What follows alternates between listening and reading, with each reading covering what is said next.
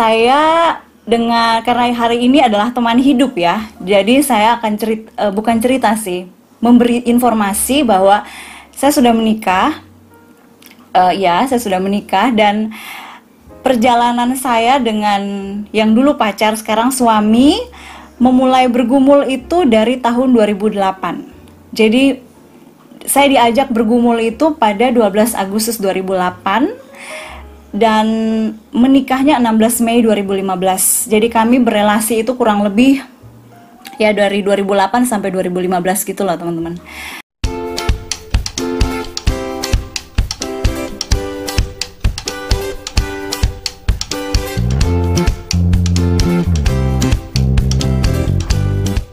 Ya sampai saat ini menikahnya seperti itu ya. Nah, langsung aja masuk ke sesinya ya teman-teman. Saya nggak tahu teman-teman di sini ada yang berapa banyak yang single, berapa banyak yang sudah berpacarannya udah berapa lama, seagama atau enggak. Mungkin ada yang beda agama, saya nggak tahu. Karena saya juga tidak mendapatkan informasi, jadi saya berusaha memberikan informasi atau materinya segeneral mungkin. Oke, kadang itu paling simple atau paling sering ditanyakan adalah bagaimana kita tahu bahwa si dia itu adalah jodoh dari Tuhan. Karena tema hari ini adalah jodoh dari Tuhan. Bagaimana kita tahu? Ada beberapa hal yang mau saya bagikan. Yang pertama adalah Mazmur 119 ayat 105. Firman-Mu itu pelita bagi kakiku dan terang bagi jalanku. Jadi kebenaran dari Mazmur ini adalah Allah menyatakan kehendaknya lewat firman-Nya. Dan tindakan kita ya tekun mempelajari firman. Loh Kak, apakah setelah mempelajari firman nama jodoh itu tertulis di firman? Ya enggak dong teman-teman. Tapi bagaimana dengan ketekunan mempelajari firman, lama-kelamaan Tuhan akan memberikan kepekaan itu. Saya memberikan contoh saja. Jadi beberapa waktu lalu saya sempat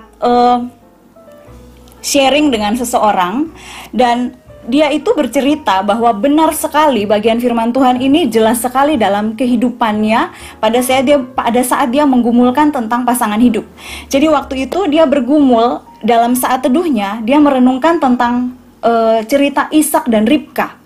Jadi pada saat itu kan Ishak merindukan seorang pasangan hidup, dan dia merenungkan itu dalam saat teduhnya.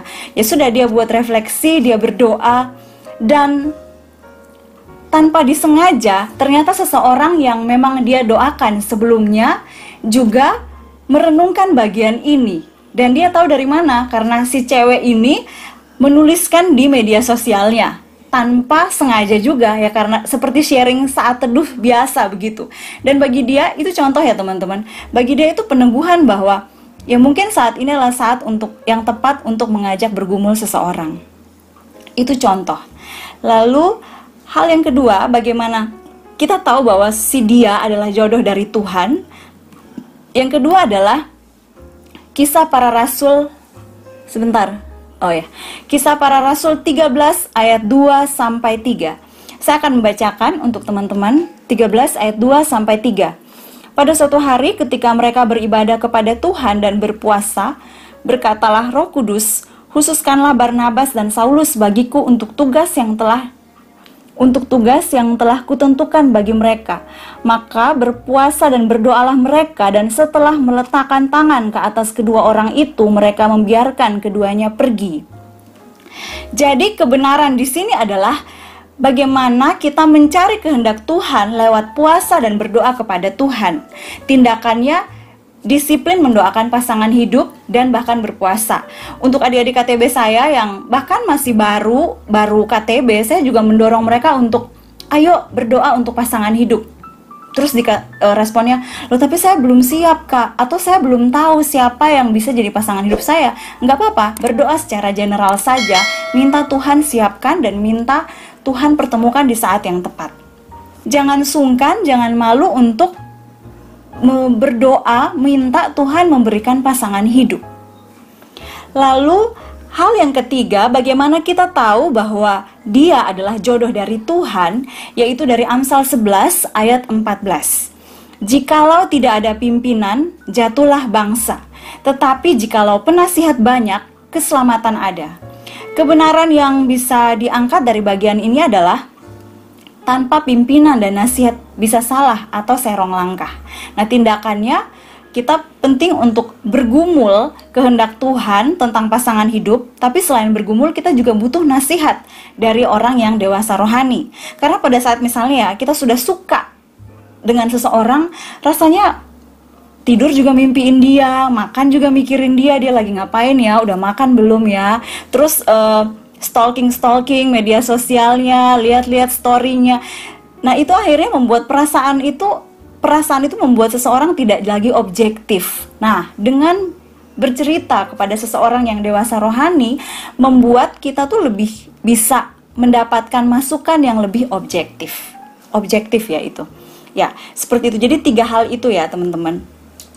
Nah, saya juga memberikan kriteria teman hidup. Jadi ada 2 kriteria utama, kriteria primer dan juga kriteria sekunder.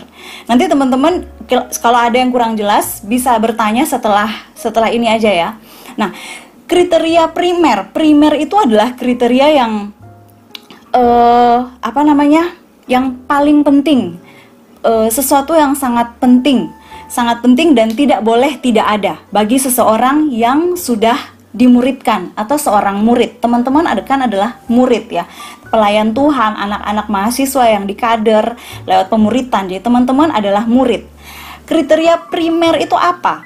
Yang pertama adalah seseorang yang kalian sedang doakan atau kalian pacari atau dekat, seharusnya dia sudah lahir baru atau sudah menjadi anak Allah.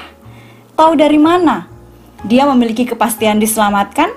Dia seseorang yang berani memberitakan Injil atau sharing tentang iman percayanya. Jadi tidak malu-malu untuk sharing iman percayanya. Dan ada perubahan hidup yang nyata. Jadi teman-teman, kalau kalian sedang mendoakan pasangan hidup, carilah orang-orang seperti ini, ya. Lahir baru.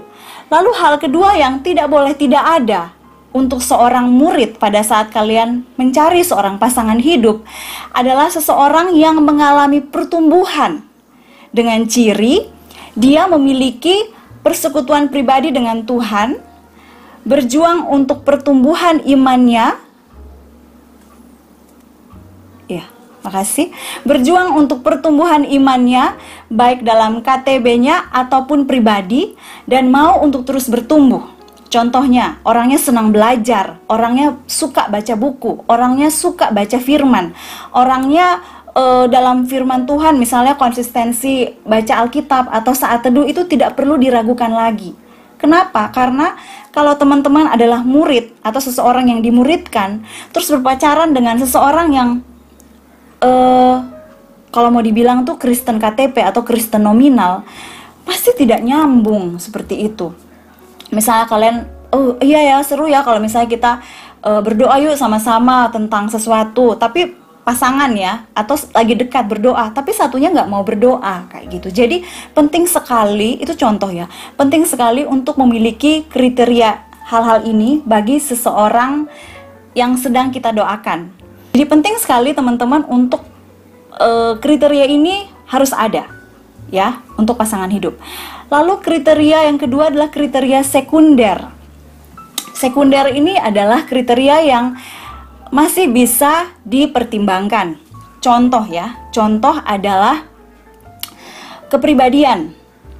Contoh, EG itu example atau contoh. Diri sendiri cenderung dominan, biasanya cocok dengan tipe yang lebih sabar dan bisa lebih mendengar. Saya punya contoh ini. Tipe yang dominan ini cocoknya dengan tipe yang lebih sabar, lebih santai, lebih bisa menahan diri untuk berbicara. Nah, seperti itu teman-teman. Jadi kalau kalian tipe yang seperti apa? Kalau kalian tipe yang cewek tapi dominan, biasanya lebih cocok dengan cowok yang bukan didominasi ya, tapi cowok yang lebih sabar tapi tetap bisa mengarahkan si cewek ini. Dan juga sebaliknya, itu contoh. Nah, suku, saya tahu ini mungkin agak sensitif ya, sensitif bagi suku tertentu. Kebanyakan suku tertentu itu memang dituntut dari keluarga untuk menikah atau berelasi dengan sesama sukunya. Saya nggak sebutkan suku apa, tapi bagi saya ini adalah kriteria sekunder. Kriteria sekunder.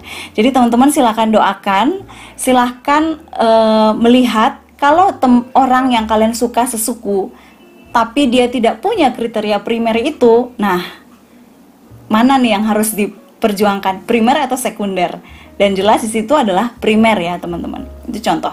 Lalu usia, biasanya cewek mencari yang lebih tua, namun bukan mutlak. Cowok mencari yang lebih muda atau sepantaran. Nah, saya juga punya teman nih teman-teman. Mereka ceweknya lebih tua. Ceweknya lebih tua dari cowoknya itu sepantaran saya. Ceweknya itu 3 tahun di atas dan mereka sekarang sudah menikah. Dan memang butuh kedewasaan ya, terutama dari cowoknya karena cowoknya lebih muda, tapi bisa. Lalu pendidikan. Nah, teman-teman, biasanya sama-sama minimal S1 karena bertemu di kampus. Tapi bagaimana jika satunya S1 dan satunya itu tidak S1? Menurut saya tidak masalah selama semua yang kita bicarakan itu bisa, komunikasinya bisa jalan dengan baik. Karena takutnya, terutama kalau misalnya ceweknya S1 dan cowoknya tidak S1, takutnya ada minder dan sebagainya. Nanti kalau di pernikahan tuh bisa ada kondisi-kondisi di mana pemasukan si cewek lebih tinggi, si istri lebih tinggi dari suami, dan takutnya ada pertengkaran-pertengkaran. Jadi teman-teman silahkan memikirkan, tapi biasanya ya kalau di mahasiswa jadiannya karena ketemunya di kampus, seperti itu. Nah, kalau begitu apa yang harus dilakukan jikalau mau mencari pasangan hidup? Yang pertama, sebelum itu ada sebuah buku ya. Sebuah buku, saya nggak tahu teman-teman udah baca atau belum, tapi buku itu saya sangat rekomendasi. Judulnya Lady in Waiting. Itu bagus sekali, menolong kita atau teman-teman yang sedang mencari atau menanti pasangan hidup, supaya menggunakan waktu lajang itu dengan baik atau dengan efektif. Salah satu contoh yang dia komunikasikan begini. Seorang lajang biasanya menghabiskan waktunya dengan menangisi, kenapa aku belum punya pasangan, kenapa aku belum menikah, kenapa begini, dan begini. Sementara orang yang sudah menikah cenderung memikirkan bahwa seandainya waktu dilajang dulu, aku bisa menggunakan waktuku dengan lebih baik untuk melayani Tuhan atau jalan-jalan. Jadi intinya adalah pada saat kamu masih lajang, syukuri itu dan jangan sesali, karena pada saat kamu sudah menikah, kamu tidak bisa mundur lagi. Ya. Oke, jadi tips mencari pasangan hidup yang pertama adalah mulailah dari persahabatan biasa. Jadi bersahabat, misalnya di PMK begini, teman-teman berteman, berkenalan, ya nggak apa-apa. Kenalan, nah dari situ kan bisa tahu ya, karakter si A seperti ini, si B seperti ini. Kalau misalnya kepanitiaan kan biasa bisa tahu tuh karakter seseorang, bagaimana kayak gitu. Ya berteman seperti biasa, lalu masuk dalam relasi yang lebih eksklusif, yaitu persahabatan. Jadi mungkin bisa bersahabat dengan siapa. Dari berteman, itu harusnya berteman biasa, berteman, lalu persahabatan yang lebih mendalam. Setelah persahabatan yang lebih mendalam, lalu masuk dalam berpacaran. Nah, berpacaran ini berbeda dengan persahabatan yang lebih mendalam, karena ingat teman-teman, berpacaran ini adalah proses mengenal untuk menguji dan mempersiapkan diri ke dalam pernikahan. Tapi pengenalan ini bukan pengenalan fisik ya, tapi lebih ke arah pengenalan karakter, pengenalan background keluarga, pengenalan nilai-nilai apa yang dianut oleh pacar saya ini. Contoh, pacar saya ini dia cukup royal, atau dia itu kalau ada uang misalnya bisa diajak, ya udah ayo kita jalan-jalan, kita makan-makan dan traktir semua teman-temannya. Nah, di situ saya jengkel, kok kamu kayak gitu ya? Oh, ternyata pacar saya royal seperti itu karena keluarganya seperti itu dan mereka tidak pernah kekurangan uang. Nah, tapi saya berbeda. Nah, nilai-nilai seperti itu yang dikomunikasikan pada saat berpacaran. Ya. Jadi, nanti di pernikahan mungkin ada pengenalan-pengenalan yang kita baru tahu, tapi itu semua bisa diminimalkan karena kita sudah mulai belajar mengenal pada saat berpacaran. Ya, lalu masuk dalam fase pertunangan dan pernikahan. Jadi teman-teman ingat, berpacaran itu pengenalannya itu lebih ke arah karakter, background keluarga, nilai-nilai yang dianut, prinsip-prinsip hidup, bukan ke keintiman fisik. Kebanyakan orang-orang itu kebalik. Pacaran itu malah yang berpikirnya gini, oh dia pacarku nih, berarti aku bisa melakukan apa aja dengan dia. Itu salah besar. Jangan dibolak-balik, ya. Lalu step by step. Bagaimana step by step ini maksudnya adalah bagaimana jikalau saya ini masih single dan saya mau mencari pacar nih Kak, bagaimana? Oke, saya akan mengarahkan step by step teman-teman, tenang. Yang pertama, fokus terlebih dulu untuk mengejar pertumbuhan dan mengenal Kristus. Pakai masa lajang dengan maksimal. Teman-teman ingat, relasi itu bukan untuk sesuatu yang untuk dipamerkan. Ih, ada acara keluarga, iya nih aku udah pacaran, ntar lagi menikah. Bukan. Kalau hanya untuk itu, kalian bisa menyesal. Hanya untuk itu. Karena kalau bicara pernikahan, pacaran, pernikahan, apalagi ya, itu akan kalian lalui sampai kalian dipanggil Tuhan. Jadi jangan buru-buru. Saya nggak tahu teman-teman seperti apa, tapi banyak sekali adik-adik pemuritan saya, ya pasti cewek ya, adik-adik pemuritan saya yang memang mereka sudah mendekati 30 dan belum punya pacar, cukup stres pada saat selalu ditanyai, kok belum? Bahkan bahasa kasarnya itu, kamu karena terlalu sering ikut Tuhan, ikut persekutuan, makanya jadi perawan tua. Waduh, ngeri banget kata-kata orang-orang di sekelilingnya itu, ngeri sekali teman-teman. Saya nggak tahu teman-teman ini seperti apa ya, tapi saya selalu mendorong untuk fokus dulu untuk pertumbuhan. Tapi kalau sudah mepet seperti adik-adik saya akan dengan sengaja memperkenalkan dengan orang lain. Ayo kenalan yuk dengan si ini, si itu. Nah, ada yang berhasil, ada yang enggak, kayak gitu. Tapi ya udah, kita nggak bisa maksa juga kan. Fokus dulu untuk mengejar pertumbuhan dan mengenal Kristus. Karena dengan pertumbuhan akan menghasilkan karakter yang baik. Pada saat berelasi, menikah, kita akan terus belajar untuk melihat bahwa oh ternyata pasangan saya ini tidak sempurna dan saya butuh belajar untuk terus mengampuni. Dan itu setiap hari, untuk terutama yang sudah menikah. Nah, kalau kita tidak dewasa secara rohani, tidak dewasa dalam Kristus, mungkin sudah piring terbang setiap hari teman-teman. Ya, seperti itu ya. Lalu poin yang kedua, kenali dengan baik segala kelebihan dan kekurangan kita. Teman-teman, kalau misalnya kalian masih bingung, kalian ini tipenya apa, kolerista, sanguin, plekmatis, atau apa, kalian bisa tes bakat minat, atau kalian bisa baca buku. Nah, salah satu buku yang saya rekomendasikan, ini bagus, bukunya yang saya ada di slide ya, The Road Back to You. Tenang, ini judulnya memang dalam bahasa Inggris, tapi ini sudah diterjemahkan dalam bahasa Indonesia. Saya bukan promosi buku, tapi buku ini bagus banget teman-teman. Jadi ini bisa mengenali diri kalian, karena dijelaskan dengan tipe Enneagram. Jadi ada 9 tipe Enneagram. Kalian bisa lihat kalian itu tipe berapa, dan misalnya pasangan kalian tipe berapa, kalian bisa diskusi untuk saling mengenali. Ada juga buku yang saya lupa cantumkan di sini, 5 bahasa kasih. Jadi biasanya itu cara yang efektif untuk kita bisa menyatakan kasih yang nyata kepada pasangan. Misalnya saya, bahasa kasihnya itu adalah, kamu nggak usah kasih saya apa-apa, kamu temani saya aja misalnya 2 jam, benar-benar fokus ke saya. Itu saya sudah sangat merasa dikasihi. Kalau suami saya, fokusnya bahasa kasihnya adalah diberikan hal-hal kecil. Jadi dilayani dalam hal kecil, misalnya membuatkan teh atau menyiapkan makanan. Bagi dia itu dia merasa sangat dikasihi. Ada juga yang bahasa kasihnya di pemberian atau kata-kata atau sentuhan. Nah, jadi hati-hati, maksudnya kenali bahasa kasih teman-teman, tapi jangan jadi alasan, oh bahasa kasih saya sentuhan nih, jadi sentuh aja. Kalau dalam pacaran jangan dulu ya, jangan. Atau masih berteman nggak boleh, karena itu bahaya.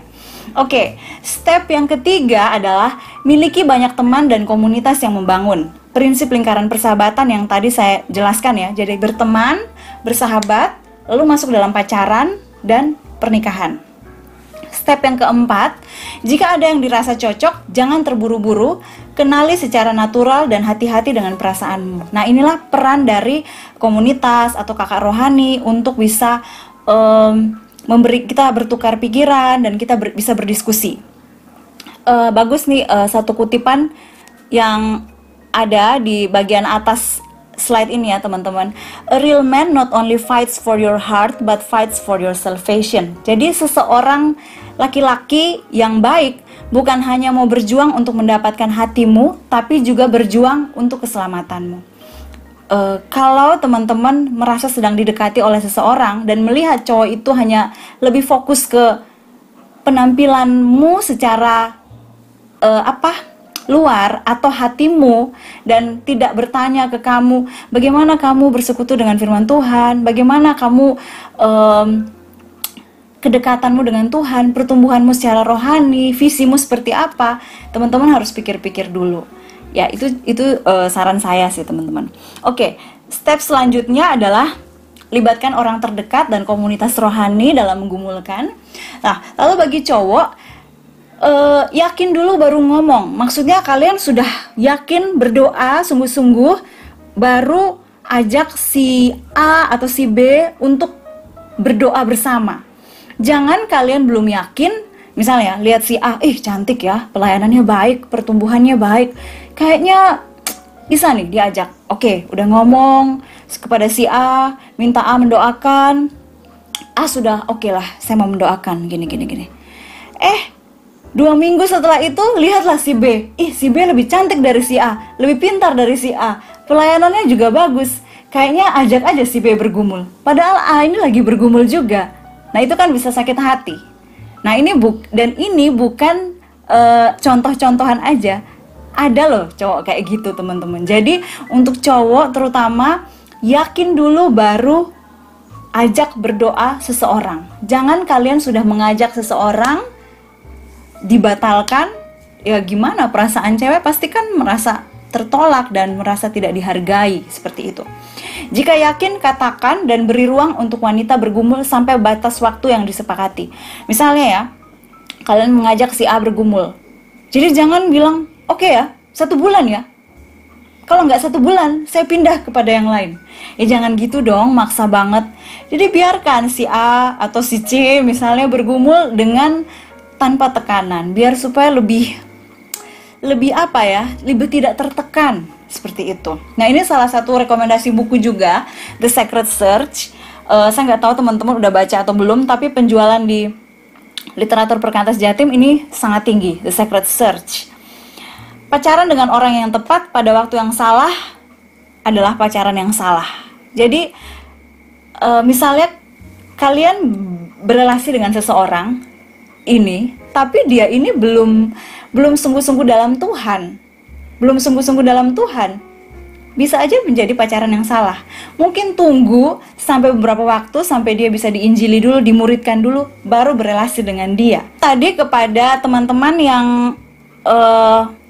masih mencari pacar atau sedang mendoakan untuk bisa berrelasi dengan seseorang, bagaimana jika saat ini sedang berrelasi dengan seseorang? Ya, bagaimana jika saat ini sedang berpacaran dengan seseorang?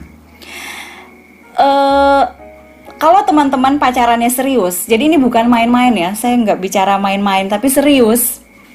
Saya sarankan berdiskusi buku. Diskusi buku itu ada di pojok kanan atas, Secret Marriage. Jadi ini kelanjutan dari Secret Search. Jadi tenang, kalian belum disuruh untuk menikah kok. Tapi di Secret Marriage ini ada pembahasan-pembahasan yang bisa teman-teman diskusikan pada saat kalian masih berpacaran. Karena dulu waktu saya masih berpacaran dengan suami saya, buku ini yang kami diskusikan, Secret Marriage. Lalu bahan PA-nya saya rekomendasikan ini, cinta romantis, cinta realistis. Kami memakai dua bahan ini. Ini contoh, tapi ada beberapa bahan yang lain juga. Nah, bagaimana jika saat ini teman-teman tengah berelasi? Yang pertama, buatlah komitmen untuk bertumbuh dalam pacaran. Fokus utama tetap pertumbuhan. Jadi pertumbuhan karakter, pertumbuhan pengetahuan. Jadi dengan membaca buku, atau misalnya teman-teman masih kuliah saat ini, jadi buat target. Oke, kita berpacaran, tapi targetnya juga satu semester ini IP berdua-dua nih mesti naik. Jadi biar orang tua atau teman-teman lihat bahwa, wah relasi kalian ini keren ya. Jadi bukan hanya masalah hati, bukan hanya masalah baper-baperan, tapi masalah juga menolong pendidikan satu sama lain. Itu contoh. Lalu pakai kesempatan untuk mengenal dengan baik, dan tujuanlah pernikahan. Tadi sudah saya jelaskan juga ya teman-teman. Sediakan waktu untuk berdoa bersama dan belajar Alkitab bersama. Jadi bukan hanya ketemu, udah makan belum, gimana, lagi ngapain, tapi ada waktu untuk berdoa dan belajar Alkitab bersama. Ini bisa dilakukan ketemuan langsung atau LDR pun bisa. Jadi adik KTB saya kan pernah LDR, LDR-nya lama banget. Saya selalu mendorong untuk, misalnya mereka selalu teleponan weekend, karena weekday itu sibuk banget. Jadi weekend itu usahakan ada momen untuk belajar Alkitab bersama. Mungkin tidak bisa tiap minggu, tapi dalam 4 kali weekend tuh 2 kali belajar firman Tuhan bersama. Itu contoh teman-teman. Jadi gunakan waktu untuk bisa memiliki pemahaman firman Tuhan dan value-value yang tepat berdasarkan firman Tuhan dalam berpacaran. Milikilah relasi yang membagikan kasih, bukan eksklusif. Nah, ini untuk teman-teman yang sedang berelasi, saya selalu memberikan nasihat bahwa, misalnya ya, kalian lagi jalan dengan pasangan kalian, dengan pacar, terus ada orang lain, ada teman lain. Jangan hanya 2 orang ini aja, dan yang lain tuh jadi kayak obat nyamuk kayak gitu loh. Jadi kayak risih sendiri, ya ampun, 2 orang ini kok apa ya, pas kalau sekarang kan bahasa anak-anak sekarang banget kayak gitu loh. Kayak aduh, yang lain tuh jadi kayak ya. Oke. Nah, kalau saya selalu menyarankan, dan relasi saya dengan suami saya, misalnya kami lagi jalan kemana dan cuma ada satu adik yang ngikut, jadi bertiga, cuma ada satu adik yang ngikut, kami selalu ajak adik ini untuk bicara. Jadi bukan hanya saya dan suami saya aja. Dan kalau bicara pun ya seperlunya aja. Jadi tidak terlalu menunjukkan kemesraan yang terlalu berlebihan. Itu membuat orang jadi risih sih teman-teman. Kemesraan atau terlalu bercanda-bercandaan, dan orang lain tuh jadi kayak ya kurang tepat itu kalau terlalu ditunjukkan pada saat sedang beramai-ramai ya. Nah, terus menabung untuk pernikahan. Kalau teman-teman sudah serius, sudah lama berpacaran, ini sangat disarankan kalian menabung untuk pernikahan. Tapi perlu digarisbawahi bahwa keuangan tidak bersatu. Keuangannya sendiri-sendiri. Si cewek nabung sendiri, cowok nabung sendiri. Kenapa tidak bersatu? Ya karena kalian belum bersatu. Kalian masih berelasi. Dan kedua, kalau masih berelasi atau masih berpacaran, kemungkinan putus itu masih ada teman-teman. Jadi jangan mendahului Tuhan. Belum disatukan tapi keuangannya udah bersatu, atau ATM-nya sudah bersatu bahkan. Wow, jangan dulu teman-teman. Biar supaya relasinya tuh sehat. Relasinya sehat. Kalau dulu saya waktu masih pacaran sama suami saya, misalnya kami keluar berdua, tidak gengsi-gengsian. Jadi suami saya tidak selalu merasa bahwa dia yang harus membayari saya, dan saya juga merasa bahwa kan kami sama-sama masih mahasiswa, jadi belum ada yang punya uang. Dan prinsip suami saya itu adalah kalau dia uangnya masih bergantung sama orang tua, udah sok-sokan membiayai pacar, rasanya kok kurang pas ya. Jadi pada saat dia udah bekerja, baru dia mau untuk bayarin. Dan saya juga tidak terlalu suka untuk selalu dibayarin. Seperti itu teman, itu contoh aja.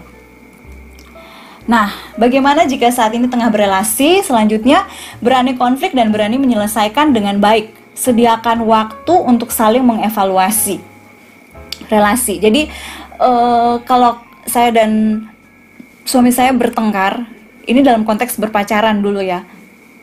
Kalau bertengkar, pasti kami ambil waktu dulu saya tipenya adalah kalau bertengkar, saya butuh waktu sendiri dulu. Kalau dia atau suami saya, dia maunya detik itu juga menyelesaikan. Nah, saya nggak bisa. Butuh waktu dulu. Setelah itu, ya udah dia ikutin mau saya. Setelah beberapa waktu, akhirnya baru kami bicarakan. Saya marah karena ini. Saya dan dia juga marah atau tersinggung karena ini. Dan akhirnya dari situ belajar untuk melihat, oh ternyata si dia ini orangnya seperti ini. Oh ternyata Isana ini orangnya seperti ini. Akhirnya kan tambah pengenalan satu sama lain kan. Dengan konflik pun kita bisa semakin mengenali satu sama lain. Tetap menjaga relasi dengan sahabat. Kalau perlu sahabat kita menjadi sahabat pacar kita. Nah ini penting sekali, terutama yang sedang LDR. Yang sedang LDR nih penting sekali teman-teman. Jadi misalnya ya, kalian di Batam, terus pacar kalian tuh di Surabaya kayak gitu. Kalau bisa kenal juga nih teman dari pacar kalian yang di Surabaya, supaya tahu, oh pergaulan pacar saya ini orang-orangnya seperti ini kayak gitu. Dan ini dilakukan juga oleh adik KTB saya yang memang dulu LDR. Perkenalkan pada orang tua masing-masing dan mulai menjalin hubungan dengan mereka. Jadi mulai dikenalkan dengan orang tua masing-masing, mulai saja menjalin relasi yang biasa dan ya berelasi seperti biasa ya. Lalu kekudusan seksual. Nah ini saya akan bahas sendiri ya teman-teman. Kekudusan seksual. Kekudusan seksual penting sekali untuk menjaga mata dan keinginan pribadi agar tidak diaplikasikan atau dicoba dengan pasangan. Media sosial memudahkan akses kepada situs tertentu dan dapat menikmati sendiri. Ini penting sekali teman-teman, apalagi yang kecanduan dengan pornografi, entah itu film porno atau hal-hal lain yang berbau dengan pornografi, sangat rentan untuk jatuh dalam dosa seksual dengan pasangannya. Jadi saya menyarankan kepada teman-teman, saya nggak tahu, sekarang juga cewek banyak yang kecanduan pornografi. Kalau kalian kecanduan pornografi dan kalian punya pacar, sebaiknya selesaikan dulu kecanduan pornografi kalian. Karena dampaknya bisa membawa-bawa pacar kalian. 2 buku ini saya rekomendasikan. Yang di atas itu Kecanduan, penerbitnya Momentum, itu bagus banget teman-teman. Dan yang kedua, Wired for Intimacy. Bagaimana pornografi berdampak pada otak pria. Yang kedua ini terbitan dari Literatur Perkantas Jatim. Saya sudah baca juga teman-teman, itu bagus sekali. Jadi dia bilang bahwa pada saat seseorang pria terakses dengan konten pornografi, itu menyebabkan sebuah alur, dan setiap kali melihat rangsangan pornografi lewat mata, alur itu akan semakin jelas dan itu akan susah sekali untuk dihapuskan. Bagus sekali teman-teman, silakan baca dan silakan beli kalau belum punya buku-buku tersebut ya. Yang kedua, kekudusan seksual menetapkan standar-standar yang sangat tinggi. Sebuah ciuman kecil tidak akan membuat saya terjerumus ke dalam dosa tertentu. Benarkah?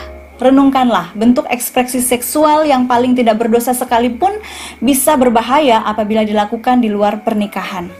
Ya, benar sekali teman-teman. Karena tubuh kita ini penuh dengan syaraf. Kalau saya disentuh tangan saya tidak merasa apa-apa.